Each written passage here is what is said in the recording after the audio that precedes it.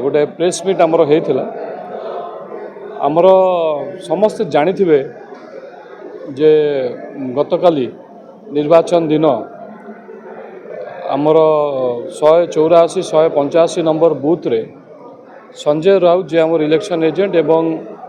Bharatiya Janata party कार्यकर्ता अभिषेक पंडा गोटे मारणांतक आक्रमण होता जो थी कि सीवियरली इंजर्ड होते मुंड जो भली भाव में फाटिकी चौचीर हो जाइए तार वीडियो समस्ते देखी आमे गतकाली थाना रे जाइए गोटे एफआईआर मेडिकल टेस्ट होला परे आमर पुलिस तरफ कह जाइथिला जे राति सुधा समस्त को अरेस्ट हम किंतु आज पर्यंत कौन सी प्रकार एक्शन तांको विरुद्ध रे नियागला नाही एवं से 84 184 185 नंबर बूथ सेंसिटिव बूथ मध्य सेटा मेंशन करा जाइतला ता सत्ते भी सेठी कौन सी प्रकार सीसीटीवी कैमेरा बा कौन सी प्रकार सेफ्टी रो अरेंजमेंट नथिला जेतबेले घटनाटी घटिला सेतबेले पुलिस उपस्थिति रे घटिला एवं फोर्स उपस्थिति रे घटिला से माने गाड़ी रो ओल्हेले नाही एवं जिलापाल कलेक्टर महोदय मध्य जेतबेले आमे कंप्लेंट देलु सी आसिकी without any kind of investigation कौन सी प्रकार तथ्य न थाई कि से ट्वीट करिले जे मु सेठी प्रेजेंट थिली कैंडिडेट सेठी प्रेजेंट थिला जोटा कि संपूर्ण भाव में भूल मु सही समय अलग बूथ रे थिली तेणु एभली भाव में जो लापरवाह कौन सी बेखातिरिया जो भली भाव में ये जो एते सीरियस गोटे इनसीडेंट जनक जीवन कथा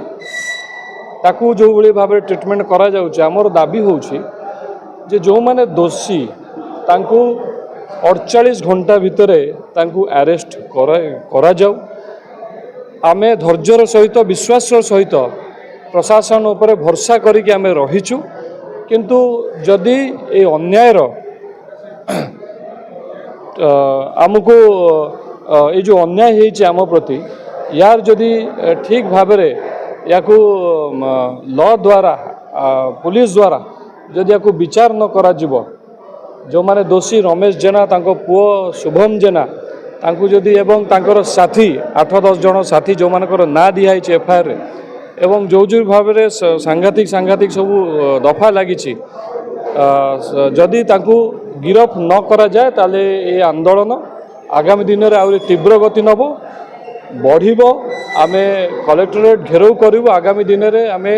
थाना मध्य घेराव करूँ आउ एइथिरे सालेपुर बासी मध्य सामिल हेबे जो मानक ना कहले आपण जानिछन से माने हेले बिजू जनता दलर गुंडा एवं रमेश जेना पूर्वतन भाइस चेयरमैन थिले सालेपुर ब्लॉक रो एवं तांको पुओ शुभम जेना एवं तांको साथी आउरी 8 जन एमाने बिजू जनता दलर कर्मकर्ता तेणु